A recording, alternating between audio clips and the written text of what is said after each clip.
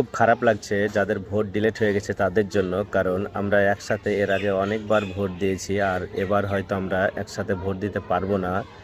কারণ লাস্ট একটা আশা ছিল শেষ, যে ট্রাইব্যুনাল আপিল করেছিল যারা, তাদের একটা সাপ্লিমেন্টারি লিস্ট বেরোবে, সেই লিস্টে হয়তো তাদের নাম থাকবে।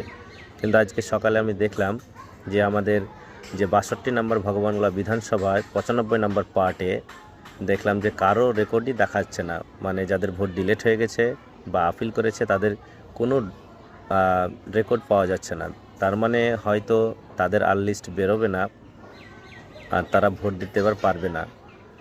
তো যাই হোক, কেউ হতাশা হবেন না, ইনশাল্লাহ সব ঠিক হয়ে যাবে, ধৈর্য ধরেন। আর সবাই ভালো থাকবেন, সুস্থ থাকবেন, আর শান্তিপূর্ণ ভোট হোক এটাই আশা করব। সকলে যারা ভোট দিবেন শান্তিপূর্ণভাবে ভোট দিবেন, যাকে খুশি তাকে দেন, তবে কোনো জায়গাতে বিশৃঙ্খলার সৃষ্টি করবেন না। ধন্যবাদ।